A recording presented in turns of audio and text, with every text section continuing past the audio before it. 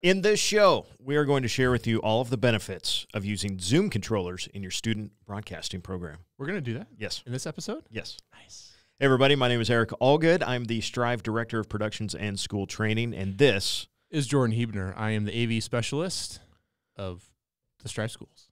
StrivAV. Oh, StrivAV.com. Like we said, in this video, we're going to talk about Zoom controllers and its benefits, what they are. We don't have one in front of us. Jordan's got his Rubik's Cube, though. But we're going to tell you all of the things about a Zoom controller without showing you a Zoom controller because, of course, this is the Tech and Teaching Podcast, and this is episode 1.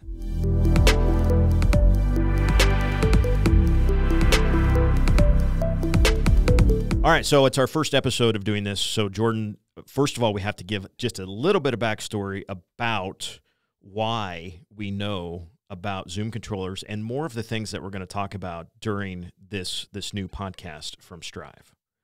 We have some background. Mm-hmm. We're not just a couple guys with microphones and headsets. They and look lights. cool, though, don't they? They sound great, don't they? They do. This is the best I've ever looked. Exactly. Go. I was going to go, but you go. Well, No, you go first. Background. Well,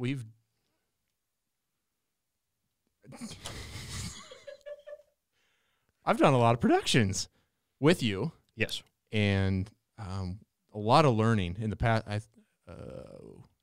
2.5 years now that I've been with Striv. Yes. And there's a lot of productions that we've done, and there's a lot of learning that went from a one camera all the way up to now multicam with occasional replay and stuff like that. And so I've learned a lot along the way and prepared to learn more. Right. This is the 10th school year of Striv. Actually, it's the 11th school year, 10 years, if you will, the anniversary of Striv. So 10 years of Striv. This is my 8th school year with Striv, and before that, 11 years on the radio. So I'm back in front of a microphone, which is what I had done, at 6 o'clock. This is not 6 o'clock in the morning, so I'm very excited about, being on air, as it were, and not having it at that time. But done over 1,000 broadcasts of all sorts of varieties, everything from boys state basketball semifinals to golf invite, doing golf live on the radio. Golf as a one-person production it's fun and it's unique. So that's kind of our background. We always want to kind of get people a little bit of the background of us. Striv's been around a while, and really, since Jordan's come on, we've really kind of ramped up production stuff. The multicam stuff, we've gotten some opportunities with some outside partners that have really helped us expand what we do, and internally with Striv, and how that has also turned around and expanded to our Striv schools. And so this podcast, Tech and Teaching, is about sharing more of our knowledge and gaining a little more insight. Hopefully you come away perhaps inspired if you are a current Striv school. Even if you're not a current Striv school, perhaps this is an invitation to check out what we do a little bit more.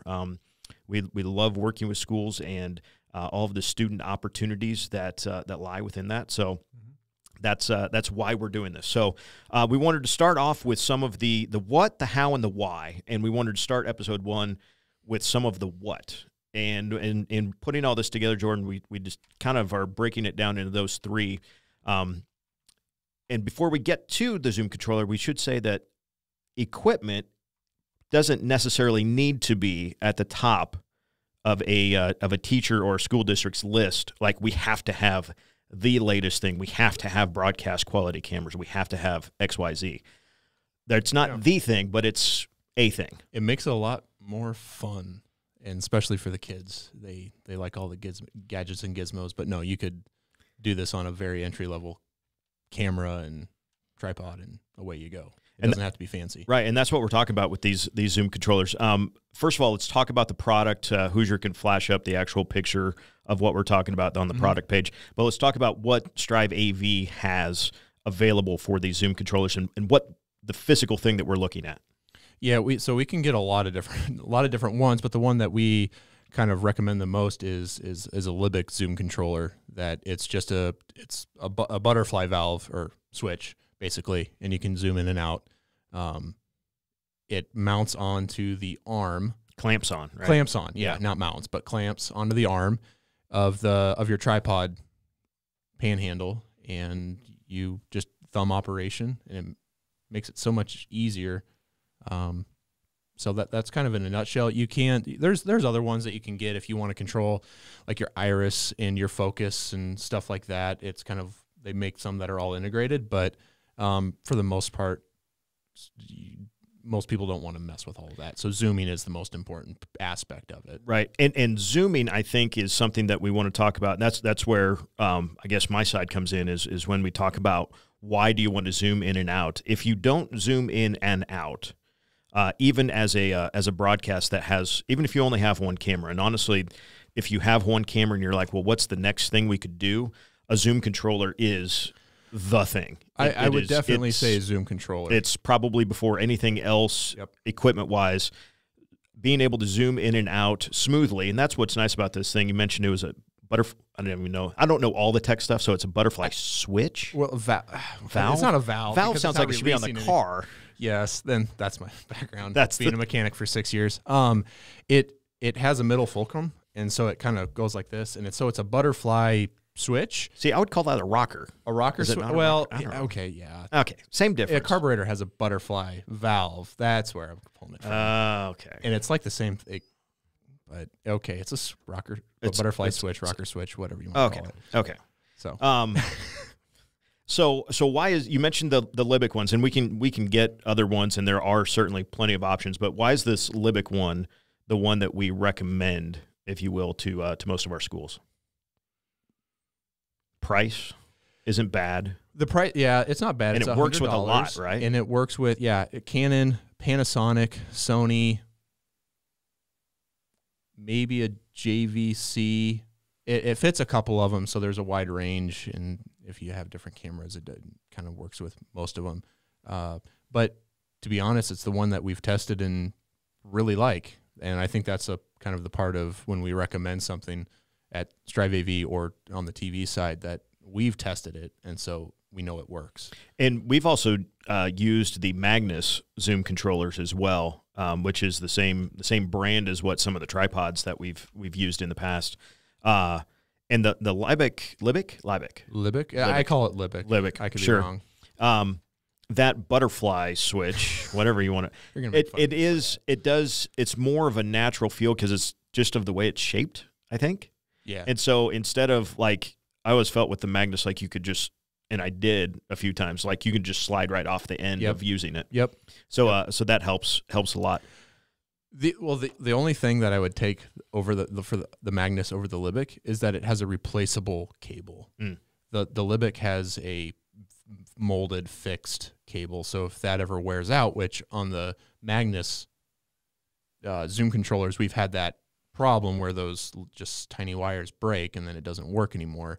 But right now we're going on maybe 2 years of using our Libec zoom controllers, and there's no issues. So but that's just me wanting to have a little, which does mean we still need proper care of it. We can't just toss it in the bag or slam a backpack or zip it up in the backpack with it. Don't do that. Yeah, please don't do that at all.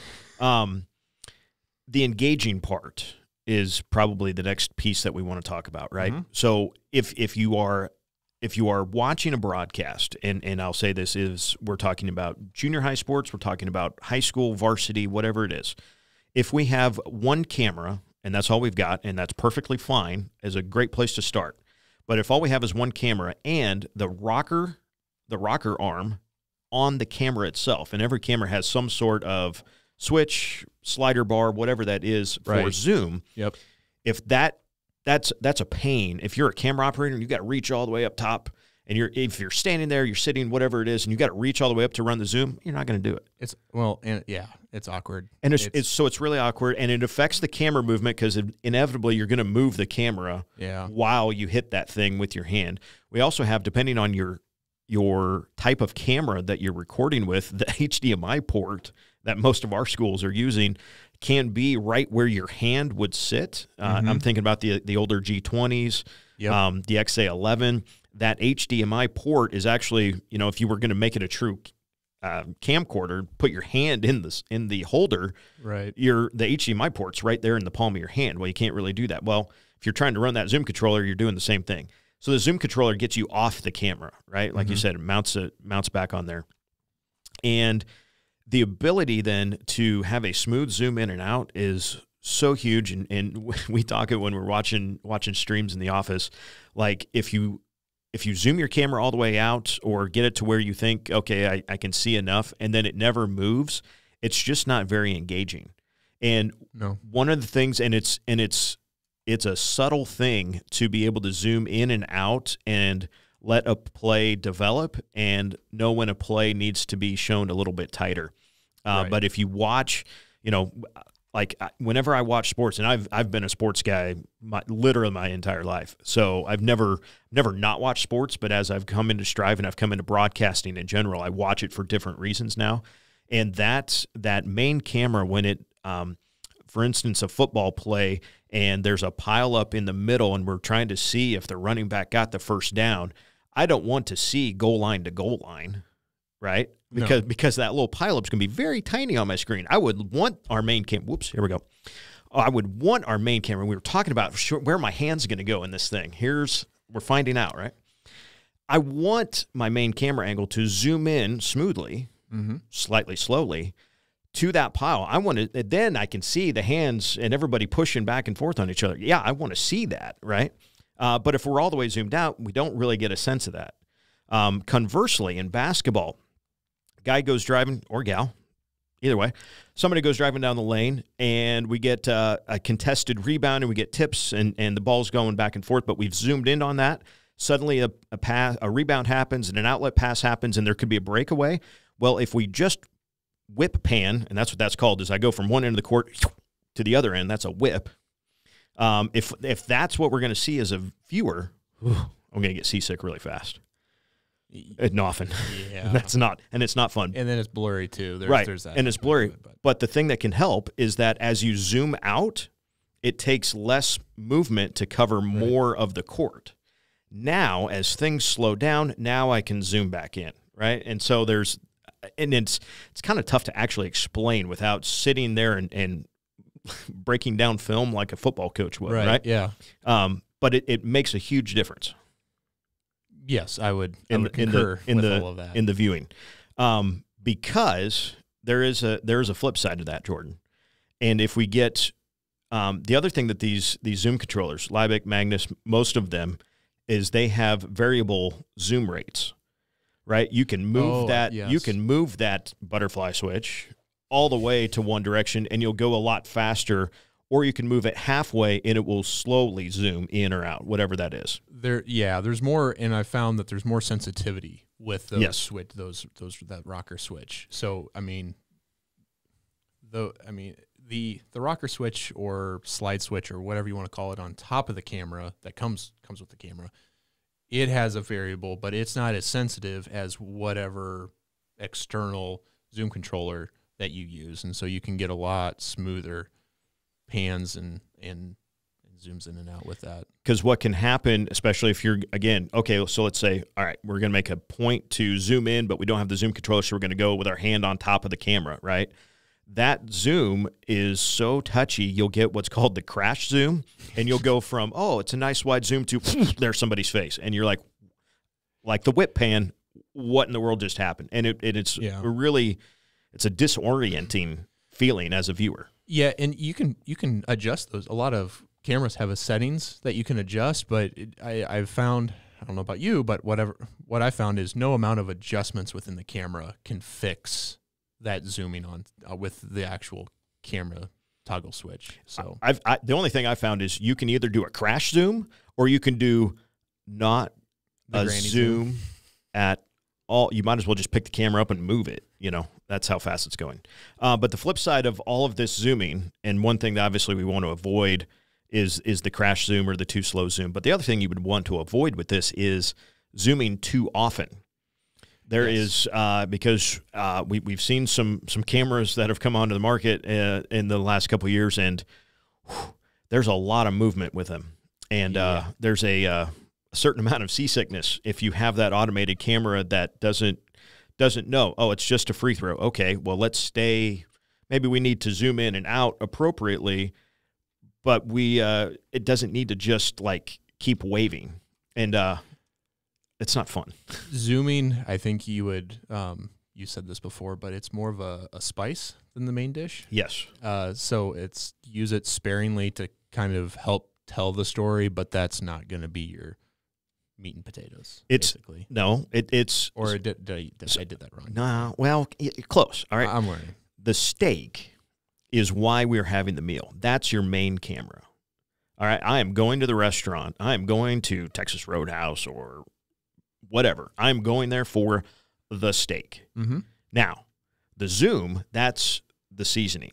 The seasoning on our main camera. Okay. I really like how Restaurant X puts their seasoning on. That's how they zoom, right? Mm-hmm. Now, I was talking about multicam switching, and so our main camera was our steak, but our second camera, our ISO shot, that's the mashed potatoes or the green beans. That's your side, right?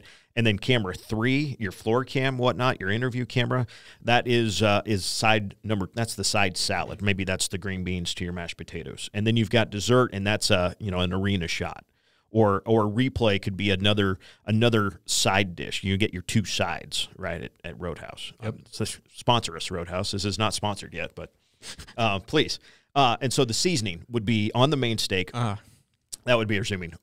Okay. There's a rabbit hole for you. Well, I'll let you do the analogies from now on. Thank you. Speaking of analogies, and this is not an analogy, Jordan, have you downloaded the NE ScoreFeed app? Because I have not. You have not. Well, you should. Not. Why? It is the go-to app for high school sports in the state of Nebraska. That is why. You can follow your favorite teams from Nebraska, keep up to date with the latest live game scores. You can find official live stream links, Striv and otherwise. You can find team standings. You can find schedules. You can favorite teams and get notified when their games are starting. It's crowdsourced. You can score your own game. I'm sitting in the stands. I pop open the app. I'm contributing. I'm going back into the scores feed. There's every other game. It is awesome. If you haven't downloaded it yet, it's kind of new as of like fall of 22 as we start our new year here. NE ScoreFeed. It's the letter N, the letter E, not any, as in all, right? NE ScoreFeed. Their website, nescorefeed.com, and you can download it on the App Store and Google Play. It's awesome. It's really, really slick. It's clean design, works well, and about to be featured on Striv School's bottom ticker. That's going to be so awesome. The beta testing looked really, really good. Columbus did an awesome job with that. So 3 key takeaways of why a school or production unit should have Zoom controllers on their camcorders. Go. Well, it's a lot more convenient for one. Yes. As we have just outlined. It makes your live stream much more dynamic if you're able to kind of layer that in correctly with practice, obviously. But and then third, it's one of those things that doesn't cost a lot. Yes, that's what I was going to say. Oh, okay, yep, good. Yep, perfect. It doesn't cost a lot, but it adds a lot. Right. So your return is pretty good. Yep. Especially once you get that down. And it makes the act of filming more engaging. So it's not just about the viewer, but your filmer suddenly now goes from, I'm just moving the camera back and forth to, hey, I need to make this a dynamic breathing kind of motion. It makes it much more enjoyable. It's fun. Yeah, it is. That is episode 1 of Tech and Teaching, how Zoom controllers can take your streaming to the next level. We have more episodes. We have a lot of these episodes in the hopper. What's the next one? I have no idea what we're talking about next. One topic I know we're talking about at some point, but we need more prep about is NDI. That is such an amazing technology. It is not new by any means. No, but it's new to our office. It's new to our office, and man, I was on cloud 9 when I found out about that. So. Yeah, and the possibilities. If you want to talk about next level, and that's kind of what we're talking about in general in this podcast, is how can you take one camera and make it better? How can you make 2 cameras, make it better? NDI, the possibilities are really, really fun and really interesting to think about schools who already have a strong network in place or are thinking about some bond issues to perhaps restructure some of their building, this could potentially be something very big for them. But it's way too much of a tease already. Oh, we'll save that. Anything else? Because we'll go for a while. So that is it for Tech and Teaching Part 1. The Rubik's Cube is done. I guess that means the show is over. Thanks, everybody.